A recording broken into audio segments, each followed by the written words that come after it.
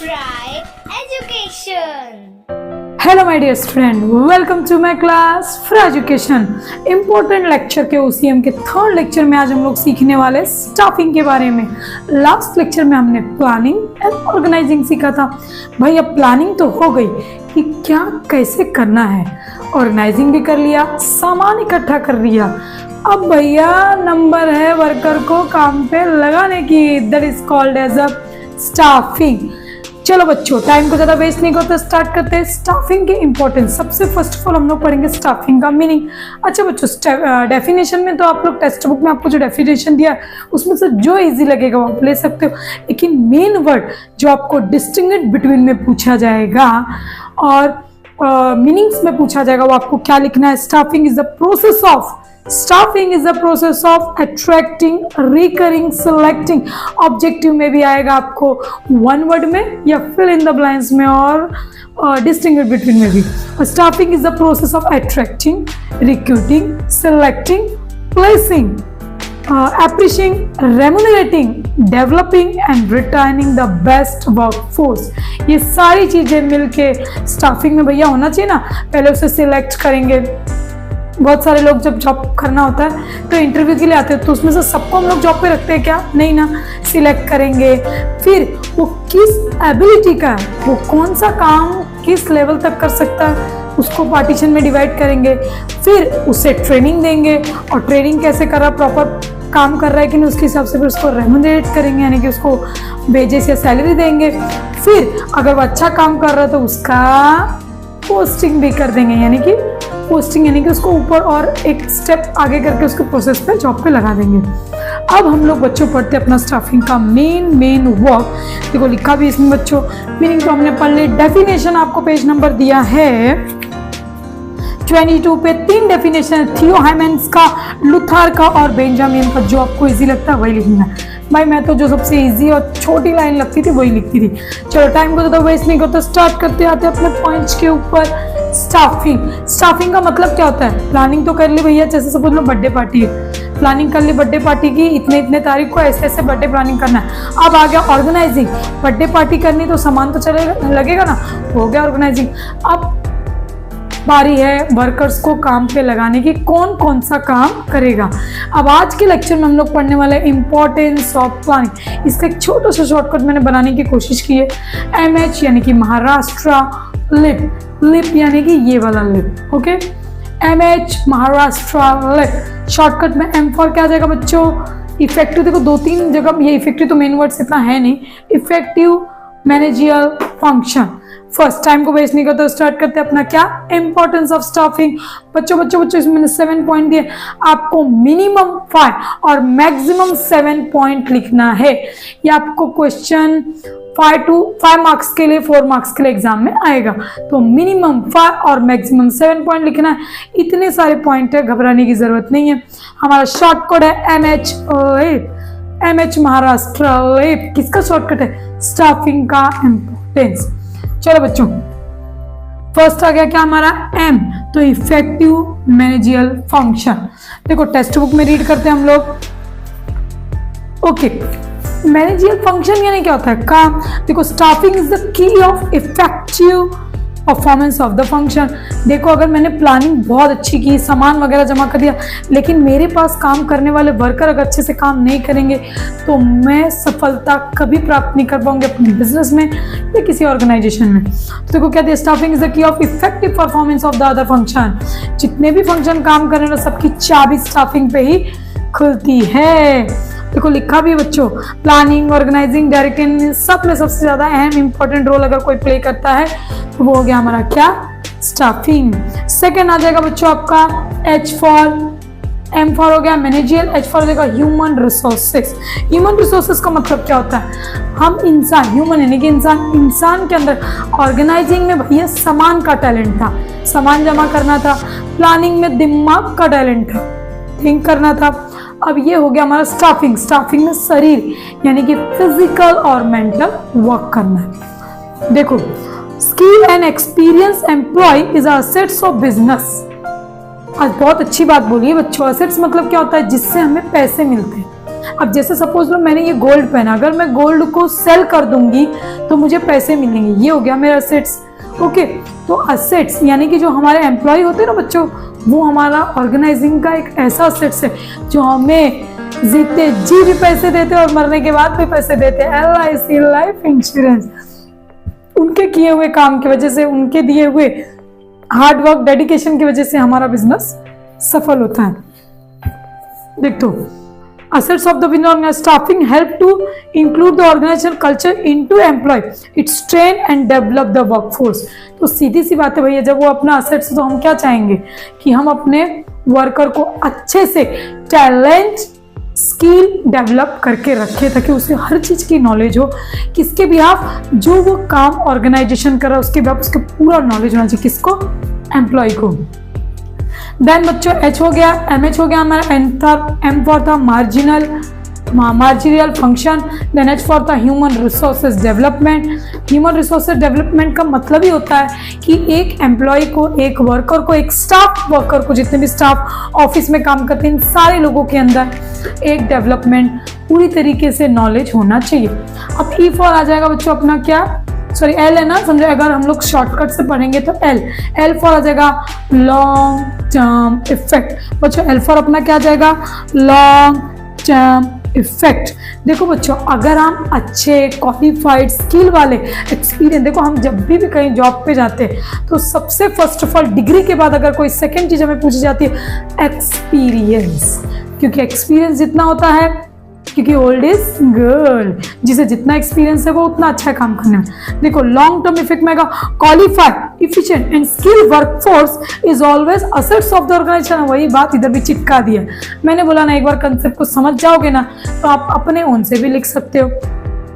A proper selecting of employ, अगर आपने job पे रखते समय किसी वर्कर को प्रॉपर रखा है तो आपको कोई आगे बढ़ने से रोक नहीं सकता, आपके ऑर्गेनाइजेशन को। Employ lead to organisation toward the path of success, success का रास्ता हमें कौन देता है, employ. A naturally long and term positive effect can be observe the efficiency of the organisation. अगर एम्प्लॉय अच्छे से, मन से, मेहनत से, डेडिकेशन से काम को करेगा तो ऑलवेज ऑर्गेनाइजेशन टॉप पे चलेगा। आपने बहुत सारे ऑफिसों में देखा होगा, एक वर्क चार्ट बना रखता है कि 2018 में हमारा बिजनेस यहाँ पे था, 2020 में फिर नीचे आ गया, फिर 21 में आ गया, बस। चलो नेक्स्ट आ जाएंगे बच्चों अपना क्या, L हो गया। अब I फॉर इम्प्रूव इफिशियंसी। क्या है बच्चों, इम्प्रूव इफिशियंसी। देखो ट्रेनिंग, अभी इफिशियंसी, अगर आप चाहते हो कि आपका वर्कर और अच्छा काम करे, आपको पता ना घिसते घिसते, बहुत बोलते हैं ना अभ्यास, एक कहावत है, करत करत अभ्यास, है ना, बहुत अच्छा सा कहावत है। आप अगर वही काम को बार बार कर रहे हैं, वर्कर को अच्छे से ट्रेनिंग दे रहे हैं, वही काम पर प्रॉपर कर, ऐसा नहीं 4-5 दिनों के लिए या 1 महीने के लिए उसको मशीन पे बिठाया फिर हटा के पैकेजिंग पे कर दिया, ऐसा नहीं करना है। पैकेजिंग वाले को पैकेजिंग का काम करना, तो भैया मशीन वाले को, क्योंकि अगर उसमें थोड़ी सी भी उसने गलती की, चूक की, तो फिर उसका नुकसान हो जाएगा। और उसका अगर नुकसान हुआ, अगर मशीन उसको सही चलाने है, उसका हाथ वाथ चला गया या कुछ भी पैकेजिंग बराबर नहीं हुई, तो ऑर्गेनाइजेशन पे तुरंत इफेक्ट पड़ता है। इम्प्रूव एफिशिएंसी बच्चों देखो क्या लिखा है, training and development programme are offered to the employ. बार 6 मंथ में, 1 ईयर में ट्रेनिंग एम्प्लॉय को प्रोग्राम ऑर्गेनाइज करो, उसे जो चीज कमी लग रही है, उसे जो चीज नहीं आ रही है, उसको प्रॉपर ट्रेनिंग और गाइडलाइन देते रहो। फॉर सेल्फ डेवलपमेंट और ऑर्गेनाइजेशन डेवलपमेंट, और मैंने कहा है उसका खुद का जो सेल्फ डेवलपमेंट है वो भी आप इंक्रीज कर सकते हो उसको मोटिवेट करके। थ्रो अ प्रॉपर सिलेक्शन, उसको प्रॉपर सिलेक्ट करो कि भाई ये इस काम के लिए बंदा बना हुआ है, इतना एजुकेटेड, इतना एक्सपीरियंस है। तो organisation get a quality employ and through proper training, performance level of the employ can be improve. वही बात घिस के बोला। मोरल ऑफ द स्टोरी ये है भैया कि प्रॉपर अगर आप चाहते हो कि आपका बिजनेस आगे बढ़े, ले दे के भैया एक ही चीज है, अगर आप चाहते हो कि आपका बिजनेस आगे बढ़े तो आपको एम्प्लॉय के अंदर इतनी सारी चीजों का ख्याल रखना है, उसको टाइम टू टाइम ट्रेनिंग देना है, टाइम टू टाइम मोटिवेट करना, और एक सबसे इंपॉर्टेंट पॉइंट कि वो उसको जिस चीज का स्किल और टैलेंट है उसको उसी डिपार्टमेंट में आपको काम पे चिपका देना है। अब आ जाएगा बच्चों L हो गया, I हो गया, P फॉर पढ़ेंगे अपन provide job satisfaction. It is the most important point in the staffing importance, because बच्चों अगर कोई आदमी, कोई इंसान, कोई पर्सन अपने काम से खुश नहीं है तो वो मन लगा के काम कैसे करेगा। अभी मैं टीचर हूँ, मुझे टीचिंग करनी अच्छी लगती है, किसी ने मुझे और काम पे लगा दिया तो वो काम मैं अच्छे भाई मजबूरी में कर तो लूँगी, लेकिन वो प्रॉपर मन से काम नहीं करूँगी तो मेरा ऑर्गेनाइजेशन आगे नहीं जाएगा। पहली बात। सेकेंड थिंग, सपोज मुझे टीचिंग करना ही अच्छा लगता है, मुझे टीचिंग के काम पे रखा, लेकिन मुझे प्रॉपर आसपास का माहौल सही नहीं दिया है, जहाँ मैं पढ़ा रही हूँ प्रॉपर क्लासरूम प्रॉपर नहीं है, लाइट की फैसिलिटी नहीं है, वॉशरूम की फैसिलिटी नहीं है, या फिर मुझे पेमेंट बराबर नहीं दे रहे, तो मैं इससे भी अपने जॉब से सेटिस्फाई नहीं होंगी। तो वो क्या बोल रहा है कि जो भी एम्प्लॉय होगा उसको अपने जॉब से क्या होना चाहिए बच्चों, जॉब सेटिस्फेक्शन, तभी वो अच्छे से काम करेगा और ले देके आपके ऑर्गेनाइजेशन को आगे लेके जाएगा। अब बच्चों पढ़ते हैं ई फॉर 2 पॉइंट है, एक इफेक्टिव यूज ऑफ टेक्नोलॉजी, एक ई फॉर इसेंशियल कंट्रीब्यूशन। पहले पढ़ते हैं इफेक्टिव यूज ऑफ टेक्नोलॉजी।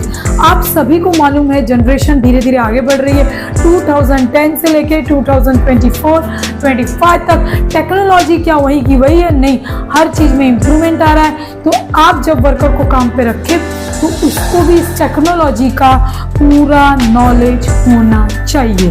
देखो अब हम लोग पढ़ते बच्चों टेक्स्ट बुक का इफेक्टिव यूज ऑफ टेक्नोलॉजी में। देखो क्या लिखा है बच्चों, trained employ can use the latest technology.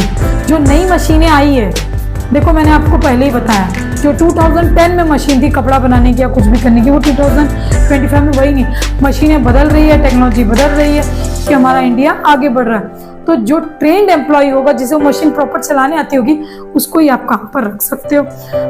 The material and method of the work effective, क्या मटेरियल अभी डालना है, कैसे क्या करना है, वो उसको मालूम होना चाहिए।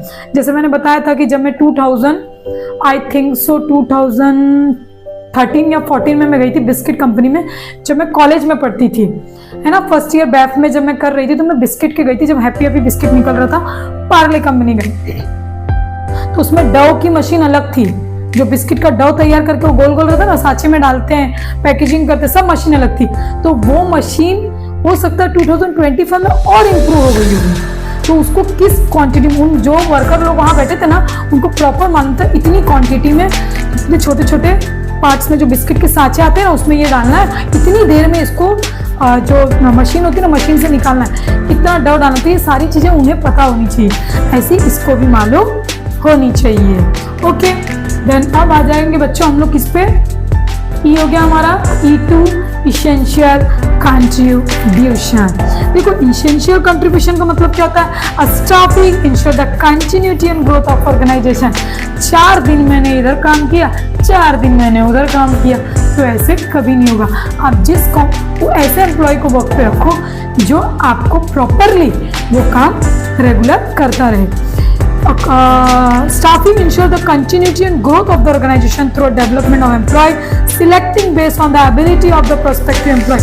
उसे सिलेक्ट करो जो जिस काम के लिए बना है, so that organization can meet the future challenge wisely।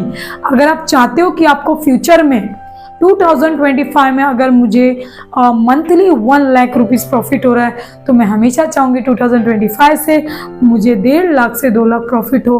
कोई पीछे आना नहीं चाहता, सब आगे बढ़ना चाहते हैं। तो अगर आप ऐसा चाहते हो तो आपको ये रूल भैया फॉलो करना पड़ेगा। स्टाफिंग का ये इंपॉर्टेंस है कि आप ऐसे एम्प्लॉय को रखो जो डेवलप्ड हो और उसका सिलेक्ट प्रॉपर करो, क्योंकि वही आपको फ्यूचर में आगे बढ़ाने की सीढ़ी बन सकता है।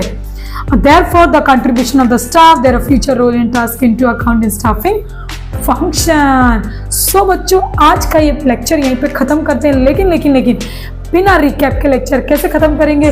क्वेश्चन का नाम क्या है, स्टाफिंग और इंपॉर्टेंस ऑफ स्टाफिंग। स्टाफिंग मतलब क्या होता है, जिसे हम प्रॉपर सिलेक्ट करते हैं, रिक्रूटमेंट करते हैं, स्टाफिंग करते हैं, ट्रेंड करते हैं और रेम्युनेशन भी प्रोवाइड करते हैं, और उसका क्या बोलते हैं उसको आगे उसका पोस्टिंग भी करते हैं, उसे हम कहते हैं स्टाफिंग।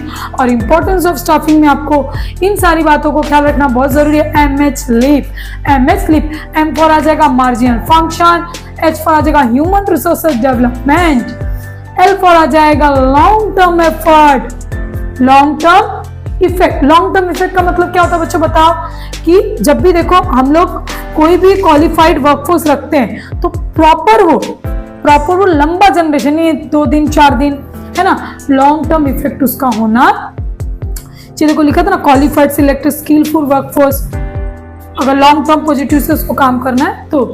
और आई फॉर क्या जाएगा बच्चों, improve efficiency, and P for आ जाएगा provide a job satisfaction, E for आ जाएगा, 2 ही है, इफेक्टिव यूज ऑफ टेक्नोलॉजी, जो टेक्नोलॉजी बढ़ रही, मशीनें बढ़ रही उसके बारे में बदल रही, चेंज एम्प्लॉय को मालूम होना चाहिए।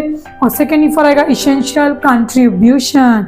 इसेंशियल कंट्रीब्यूशन का क्या था, जो स्टाफिंग है वो कंटिन्यू रहे, ग्रोथ बढ़ता रहे और आप प्रॉपरली वर्कर को ट्रेन करें, और क्योंकि वही आपके फ्यूचर को आगे बढ़ाने वाली सीढ़ी है, कौन, स्टाफिंग, उसके ऊपर प्रॉपरली हमको ध्यान देना है।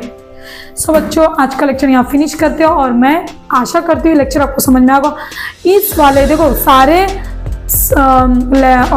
लेसन में मैं सारे क्वेश्चन नहीं ले रही, लेकिन सेकेंड लेसन में और 4th लेसन में सारे क्वेश्चन एक्सप्लेन करूंगी, क्योंकि इसका वेटेज बहुत ही ज़्यादा है। अगर आपको पास होना है बच्चों तो जितने मैंने इंपॉर्टेंस लेक्चर्स के वीडियो बनाए हैं वो आप प्रॉपरली देखिए, एसपी के बनाए हैं, ओसीएम के बनाए, और बहुत जल्दी ही इकोनॉमिक और अकाउंट्स के बनाने वाली हूँ।